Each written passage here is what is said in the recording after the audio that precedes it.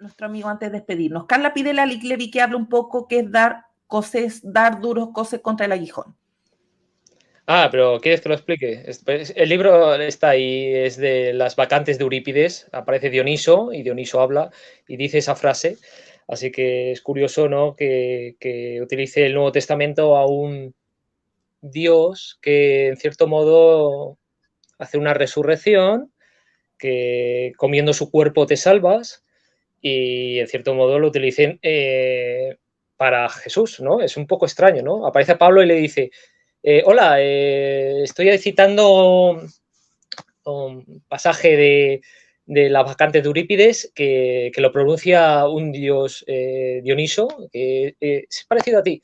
Es un poco extraño, ¿no? En el Nuevo Testamento, cuando vemos esas cosas, por suerte, Hechos de los Apóstoles no lo escribió Pablo, porque si no ya, pues, ya la tesis ya la habría escrito, diría, Pablo ya no era fariseo, es un fraude, ¿no? Era más fácil, pero Hechos, si alguien lo lee, que dice, duro te es dar coces contra el aguijón, eso está en las vacantes de Eurípides, en el diálogo en el que habla Dioniso, es decir, pues hombre, a mí me resulta muy complejo o muy, no sé, de creer, o sea, que se le aparezca a Jesús y en arameo le cite una frase de la mitología griega, es decir, esto ya es el colmo, además en un dios con propiedades parecidas a la suya, ¿no?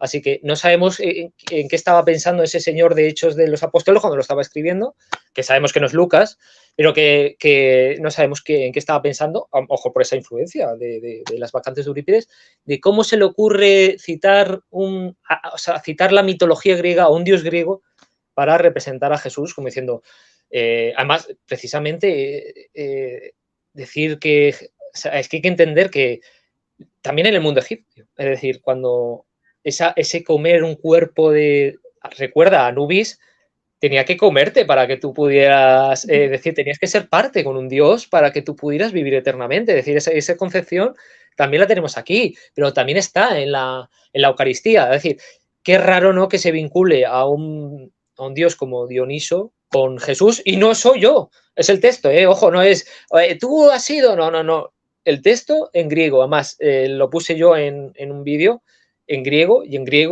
y lo lees y es igual, es lo mismo. Entonces, está citando la vacante de Eurípides en un diálogo de Dioniso y no tiene ningún tipo de sentido de que le digan a Pablo en arameo una frase mitológica de un dios griego. Es absolutamente importante. Claro, la Sandrita dice, te caes de un caballo, te das un golpe en la cabeza y hasta se te aparece la Virgen María hablándote en chino.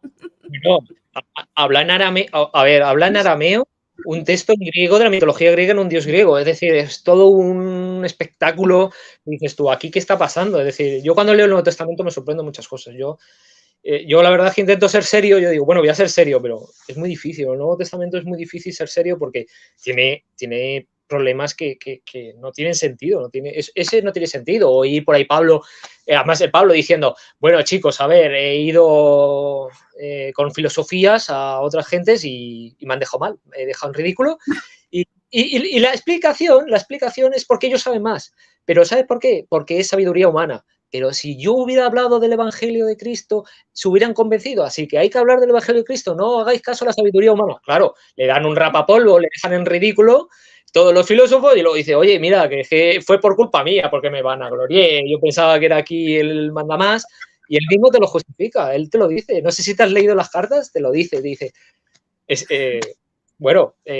sí, perdí, me dieron una paliza, pero... esto fue por mí, no por el Evangelio, no es por Jesús ni nada, es por mí. Entonces, a partir de ahora voy a predicar de Jesús, que el Evangelio de Jesús tiene poder, el Evangelio de Jesús tiene tal. Entonces, claro, ese es el mensaje que hoy lo escuchas en los evangélicos, pentecostales y demás. ¿Por qué? Porque saben que con sabiduría humana no pueden vencer a alguien más preparado. Es evidente, no puedes enfrentarte a Antonio Piñero a hablarle de filosofía siendo filósofo. Si no sabes encima nada de filosofía, es muy difícil. Vas a perder. Ay, por ahí. ¿Y cuántos aleluyos por ahí sueñan con que lo refutan? No, claro, pero luego al final, ¿qué te van a decir? ¿Cuál es el verdadero testimonio? El evangelio, lo espiritual, los prodigios, las curaciones, el mover del espíritu. Es decir, ya se van a algo espiritual porque, claro, el mismo Pablo te lo dice. Cuidado, a mí me dieron una paliza, a vosotros ya ni os cuento. Encima yo soy mejor que vosotros, no lo quería decir, soy mejor que vosotros. Esto parece broma, pero lo dice él mismo. Si te lees 1 de Corintios 7, dice, el hombre no debe tocar a la mujer, pero como sé que vosotros no tenéis esta fortaleza mental que tengo yo para no estar con las mujeres, os dejo que os caséis y podáis hacer las cosas en matrimonio. Es decir, como que sois un fracaso de cristianos, no como yo, pero bueno, también tenéis la opción B, Claro. la opción A nosotros, la opción B para vosotros. Es decir, Pablo se va así en plan, intenta justificar sus errores de forma humana y cuando se equivoca, pues él dice que él va aprendiendo y va aprendiendo cómo, que al final hay que hacer el evangelio de Jesús por lo espiritual, es decir, que se vence a los demás de forma espiritual, es decir, por lo espiritual. Lo que pasa es que algunos confunden palabra y espiritualidad. Sandrita dice, también dice, vendrán burladores diciendo que Jesús no vino. ¿Y qué pretenden? Mira quién apareció aquí, mi amigo Greco. El evangelio de la ignorancia. Greco es duro. Sí, es más que yo soy más blando. Yo pensaba que era yo el peligroso, el bad boy, como dice el tipo ese, pero no. Pero no, al final yo soy el más suave, el light. La famosa teofagia, la señal de que Jesús cambia las vidas, la de todos, menos la de ellos. Exacto. Pero eso ya es, yo creo que ya entra dentro de la fe. Yo cuando hablo en mi canal, yo creo que voy más a la letra, que me interesa más. Y ya el tema espiritual yo creo que es algo de fe y yo creo que eso ya, bueno, para mí no tiene sentido. Para mí todas las cosas que pasan ahí del movimiento, de eso del mover del espíritu, de esas cosas, o gente que hace así, ataques y tal, yo no los entiendo. Además aquí, y yo como judío, que la comunidad judía, no sé, parece una residencia de ancianos, me refiero, que vas allí, es todo tranquilito, es todo relajadito, vas allí, pues, en plan, se lee, se estudia, hace las fiestas, pero que no, una reunión familiar, no hay un espectáculo ahí televisivo, ahí, y tiktokero, hijo del diablo, aquí no hay nada de pecador, no, todos sois unos pecadores, como me está mirando. No, esa gente, así no es, entonces yo, para mí eso me impacta, no lo entiendo mucho, pero eso yo creo que es un tema de fe y no me meto. Yo no lo entiendo, no lo entiendo, no, o sea, no, no lo entiendo, pero es un tema de fe.